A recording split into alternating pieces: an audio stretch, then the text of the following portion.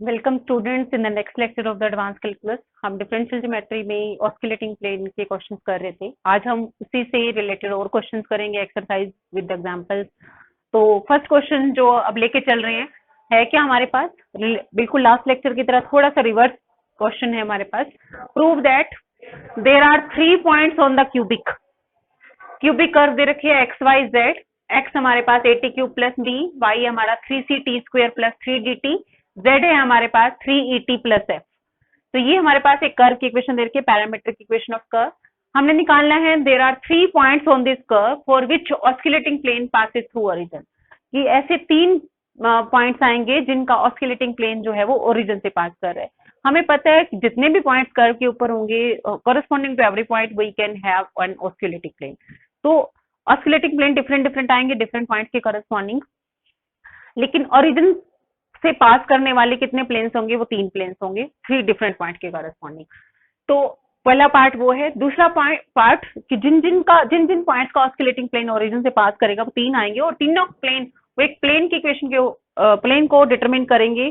तीनों पॉइंट्स जो आएंगे, suppose P Q R 3 points हैं जिनका ऑस्किलेटिंग प्लेन जो है वो ओरिजिन से पास कर रहा है। तो पी क्यू आर किस प्लेन में लाई करेंगे वो नेक्स्ट प्लेन की इक्वेशन निकाल के दिखानी। तो अब हमारे पास 2 पार्ट्स हैं इसके। First we shall find the points for which oscillating plane passes through origin. वो पॉइंट्स निकालेंगे जिनका ऑस्किलेटिंग प्लेन जो है वो ओरिजिन से पास कर रहा है। अब किसी एक जनरल पॉइंट के ऊपर we know the equation of the oscillating plane at general point T. किसी जनरल पॉइंट टी के ऊपर ऑस्किलेटिंग प्लेन की इक्वेशन क्या होती है वो हम निकाल। तो अब हमारे पास एक्स टी है a t q plus b, y T है 3ct स्क्वायर प्लस 3dt, और जेड टी हमारे पास 3et प्लस है। नेक्स्ट रो में x T y dot t z dot t के डेरिवेटिव, एक्स डॉट टी इसका derivative 3at square, y dot t इसका derivative, and then z dot t second row आ जाएगी। Third row x double dot t y double dot t z double dot t, यानी कि इसी के ही फिर से डेरिवेटिव। जो हमारी ऑस्किलेटिंग प्लेन की डेफिनेशन होती है, determinant equal to 0 determines the oscillating plane at general point T.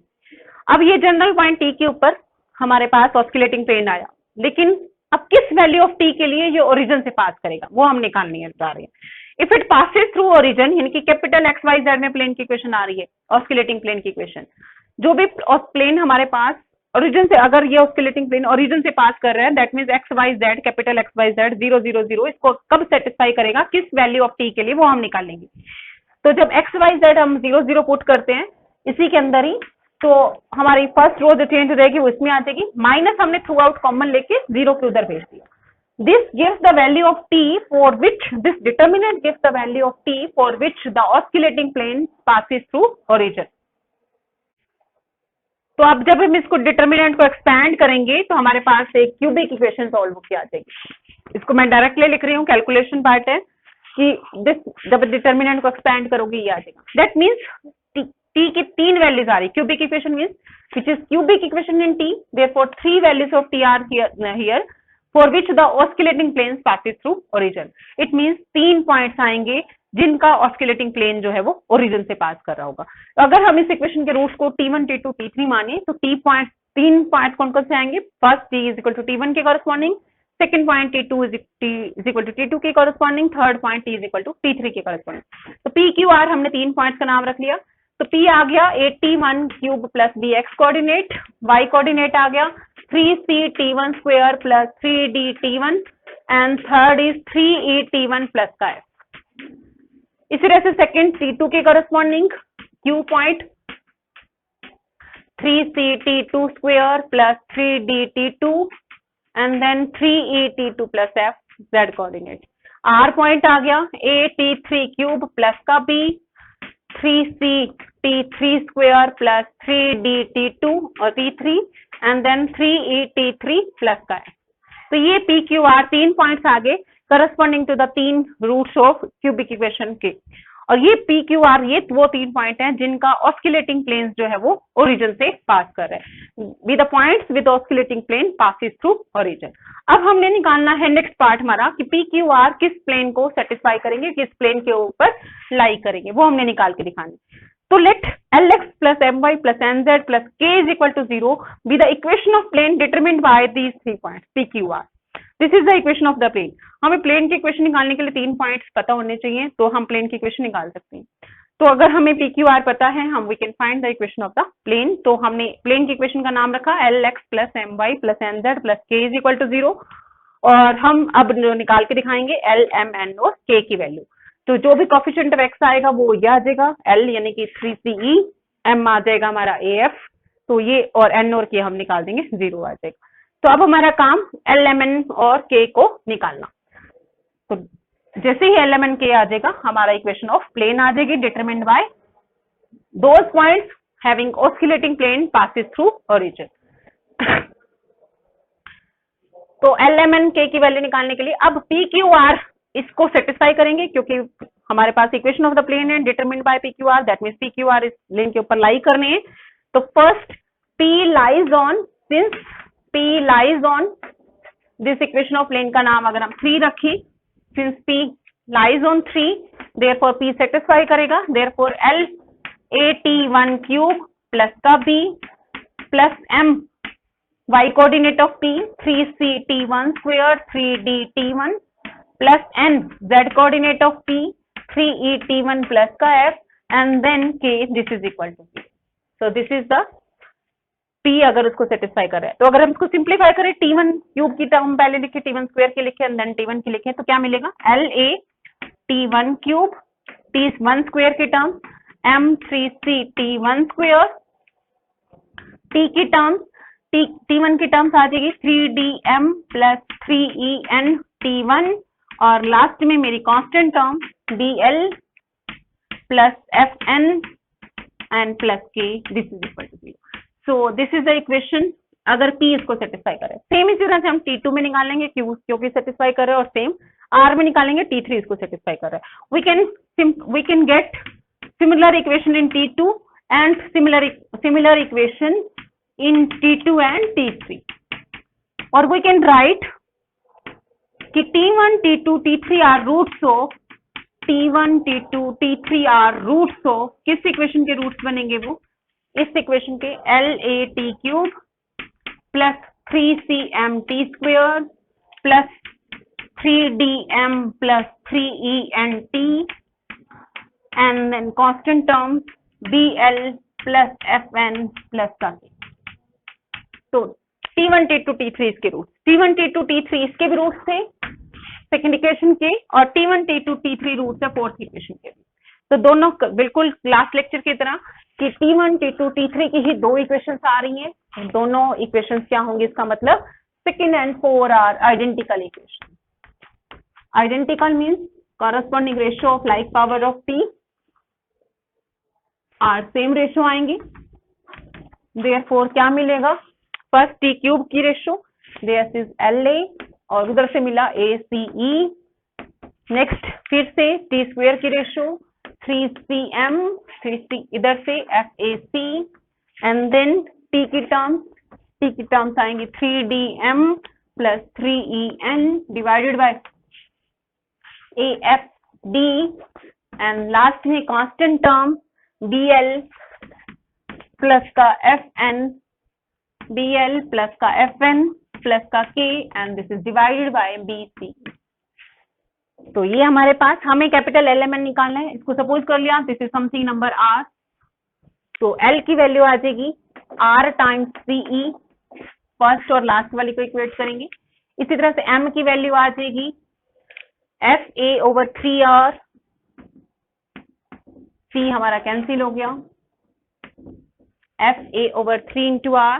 इसी तरह से अगर m की वैल्यू यहाँ पुट कर दोगे n निकल आएगा, and we can compute also when ln और l को जहां सब्स्टिट्यूट करोगे फोर्थ इक्वेशन से k निकल आएगा। तो just compute L M N N K और इसमें पुट कर दो, this would be your required equation of the plane determined by P Q R। तो बिल्कुल सेम क्वेश्चन था, लास्ट लेक्चर में हमने किया था कि ऑस्किलेटिंग प्लेन है जो हमारे पास मीट कर रहे हैं 3 ऑस्किलेटिंग प्लेन 3 डिफरेंट पॉइंट के ऊपर। तो x0, y0, z0 हमारा मीटिंग पॉइंट था जहाँ इंटरसेक्शन हो रहा था। यहाँ 8 में रिवर्स हो गया, हमें दे रहा कि ओरिजिन से पास करते हुए कितने प्लेन होंगे, दैट मीन्स ओरिजिन जो है वो इंटरसेक्शन पॉइंट बन गया 3 प्लेन्स का। तो बिल्कुल कल की तरह ही हमारा क्वेश्चन है। नेक्स्ट अब हमारे नेक्स्ट जो हम लेके चल रहे हैं, show that the oscillating plane at any point P, कोई भी पॉइंट P हो सकता है कर्व का, oscillating plane at any point P on the curve has in general 3 point of contact, यानी कॉन्टेक्ट ऑफ सेकंड ऑर्डर। हम point of contact की definition पढ़ चुके हैं। 3 पॉइंट कॉन्टेक्ट का मतलब 3 बार जो है हमारे पास पॉइंट इंटरसेक्शन पॉइंट 3 बार आएगा और तीनों के तीनों बार सेम आएगा, यानी कि हमारे पास कर्व और जो स्केलेटिंग प्लेन का इंटरसेक्शन होगा that is 3 points are in common and the 3 point coincide, या कॉन्टेक्ट ऑफ सेकंड ऑर्डर कह सकते हैं with the curve at P, कि oscillating plane at any point P intersects the curve at 3 point contact। तो अब हम निकालने जा रहे हैं कि let the equation of the curve be, curve की इक्वेशन को हमने नॉर्मल फॉर्म में लिखा in the terms of S, you can take also in the terms of T also। R is equal to RS where S is the arc length measured from the point P। हमने जो P point है any point लिया था, हम P ऐसा fix कर लेते हैं, कोई भी हमारे पास है, कोई भी आर्क लेंथ को हमने P से मेजर करना शुरू किया कि P is the initial point, जिस भी पॉइंट पर हमने निकालना उसी को ही हम इनिशियल पॉइंट मान के चल पड़ते हैं। तो इसका मतलब एट पॉइंट P हमारी आर्क लेंथ 0 है, S इज इक्वल टू 0। तो oscillating plane at P where S is equal to 0 is given by हमारे ऑस्किलेटिंग प्लेन की definition R minus R S, are dash S, R double dash S. S वो point है जिसके ऊपर हमने oscillating plane निकालना। अब एस 0 है तो ऑस्किलेटिंग प्लेन हम 0 पे निकालने जा रहे हैं, एट पी निकालने जा रहे हैं। तो R minus are 0, are dash 0, are double dash 0, scalar triple product is 0। This is the equation of the oscillating plane. तो ये कर्व है, ये ऑस्किलेटिंग प्लेन है। अब हम इसका इंटरसेक्शन निकालेंगे। We will prove the intersection of 1 and 2 has 3 point contact, कि तीन पॉइंट कॉन्टेक्ट आएगा, कॉन्टेक्ट ऑफ सेकंड ऑर्डर आएगा। तो इंटरसेक्शन ऑफ दीज टू, कि प्लेन का कर्व के साथ इंटरसेक्शन कैसे आएगा, कि प्लेन इन जो हमारे पास कर्व के कोऑर्डिनेट्स इसमें पुट कर दें। तो दैट मीन्स आर हमने पुट कर दिया आर एस यहाँ पर इंटरसेक्शन निकालने के लिए, r S minus are 0, are dash 0, are double dash 0, this is 0। This is the intersection, this gives the intersection of 1 and 2। इसको हम, this is function of s, कि हमारे पास फंक्शन ऑफ एस आ गया। और हमारे पास we claim that at s is equal to, इनके एस पी पॉइंट जो है, पी पॉइंट जो है वो हमारा 3 पॉइंट कॉन्टेक्ट है। That means S is equal to 0 is 3 point contact. तो हम प्रूव करेंगे 3 पॉइंट कॉन्टेक्ट की डेफिनेशन, एफ 0 0 होगा, एफ डैश 0 0 होगा, एफ डबल डैश 0 होगा, but third derivative is non zero at point S is equal to 0। तो this gives curve and oscillating plane at P has 3 point contact at the point P. तो अगर हम ये prove कर देते हैं तो अब हम निकालने जा रहे हैं जो हमें निकालना है एफ 0 की value 0, F dash 0 0, F double dash 0 and so on. तो यहाँ से R S minus are 0 by Taylor's theorem, अगर हम आर एस को एक्सपैंड करें, R 0 plus S into R dash 0 plus S square by factorial 2 into R double dash 0 plus S cube by factorial 3 are third derivative 0 and so on, ये चलता जा रहा है। तो F S R S minus are 0 की value क्या आ गई, that is R S minus are 0 की वैल्यू आ गई। ये जो फर्स्ट टर्म बची है that would B s times r dash 0 plus s square by factorial 2 times r double dash 0 plus s cube by factorial 3 r third derivative 0 and so so this is your rs minus r0। तो हमने first निकालना है f0 is 0, so you can check here r0, तो ये term जो है वो हमारे पास 0 ही बन जाएगी। Clearly f0 is 0 because first term is 0 हो जाएगी, r0 minus r0, this is 0, f0 is 0। अब हमारे पास fs की वैल्यू क्या आ गई है, अगर हम इसको सब्स्टिट्यूट कर दें यहीं पे, that would B s into r dash 0 plus का s square by factorial 2 r double dash 0 plus s cube by factorial 3 r third derivative 0, और चलते जा रही हूँ, scalar triple product with r dash 0 and r double dash. So this is f की value आ गई। Next जब हमारे पास इसी को ही अगर हम फिर से फर्दर एक्सपैंड करें, तो जब हम डॉट प्रोडक्ट और क्रॉस प्रोडक्ट खोलेंगे तो हमारे पास क्या बचा, जब हम डॉट प्रोडक्ट और क्रॉस प्रोडक्ट खोलने जा रहे हैं that would be s are dash 0 plus का s square by factorial 2 r double dash 0 plus S cube by factorial 3 are third derivative 0, dot product with r dash 0 cross product with r double dash। the meaning of the scalar triple product, पहले हम cross product खोलेंगे फिर हमारे पास, और इसको अलग अलग terms के साथ अगर हम इसको खोलेंगे स्केलर ट्रिपल प्रोडक्ट को, s r dash 0 dot product with r dash 0 cross product with r double dash 0।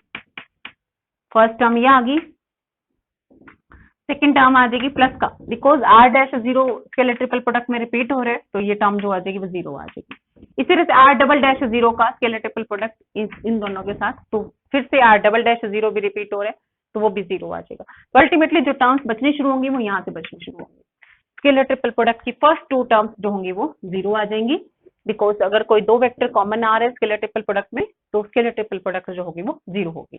तो बचा क्या, S cube by factorial 3, are third derivative zero, scalar triple product जो बनेगी R zero and R double dash.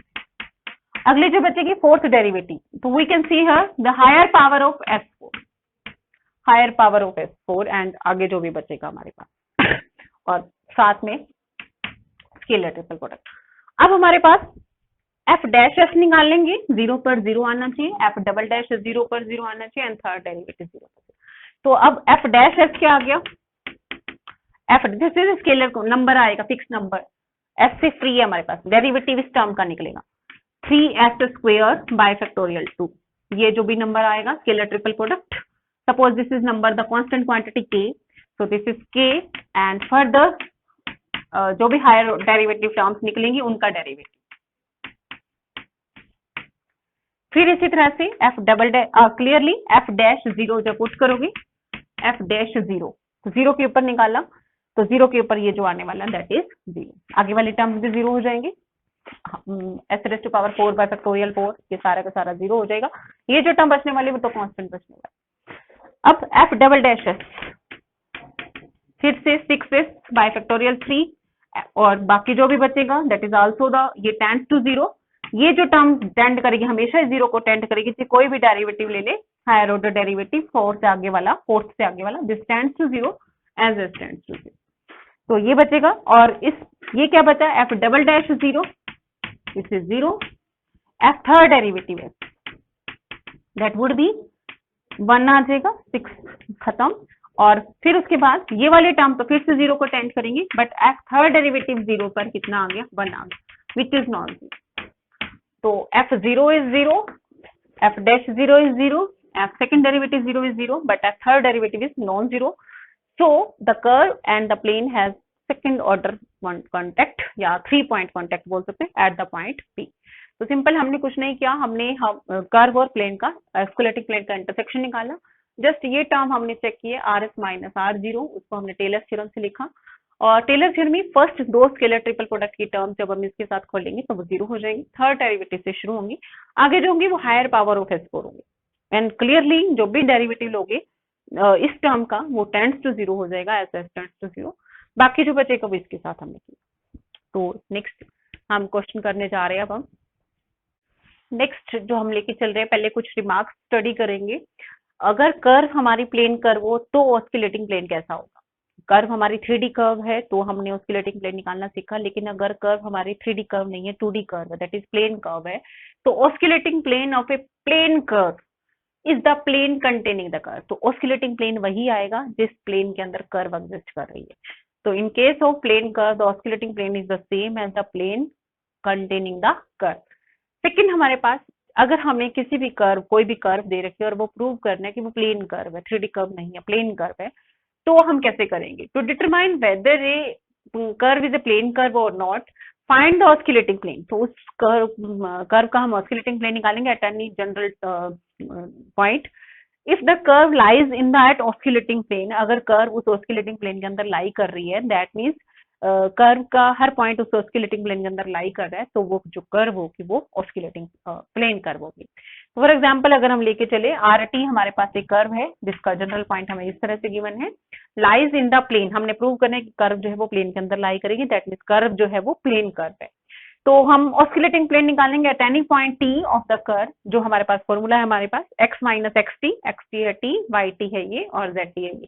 तो capital x minus X T, Y minus Y T, Z minus Z T, X dot T इनके T का derivative, फिर इसका derivative and then इसका derivative, फिर अगर second derivative this is equal to zero, और जो हमारा ऑस्किलेटिंग प्लेन की definition this is equal to zero, और जब इसको सिंप्लीफाई करोगे we get x minus Y plus Z plus 1 is equal to 0। T की टर्म्स खत्म हो जाएंगी, बाकी जो बचेगा x minus Y plus Z plus 1 is equal to 0। This is the oscillating plane of this plane curve. अब ये curve अगर इसको सेटिस्फाई कर रही है, कर्व का कोई भी जनरल पॉइंट इसको सेटिस्फाई कर रहा है, दैट मीन्स कर्व लाई करेगी किसके अंदर, ऑस्किलेटिंग प्लेन के अंदर, दैट मीन्स कर्व खुद ही क्या बन जाएगी, प्लेन कर्व बन जाएगी। Now we shall check points of curve, सारे के सारे लाइज ऑन ऑस्किलेटिंग प्लेन। तो क्या आ जाएगा हमारे पास, x की जगह अगर मैं t रख दूं, y की जगह 1 प्लस टी ओवर टी रख दूं, z की जगह 1 minus T square plus T रख दूं, तो ये प्लस 1 0 आ जाना चाहिए। नाउ x की जगह t, y की जगह 1 plus T over T, z की जगह 1 minus T square over T plus 1, this is equal to t minus का 1 ओवर टी माइनस का 1 प्लस का 1 बाई टी माइनस का t प्लस का 1, so this is equal to 0 clearly।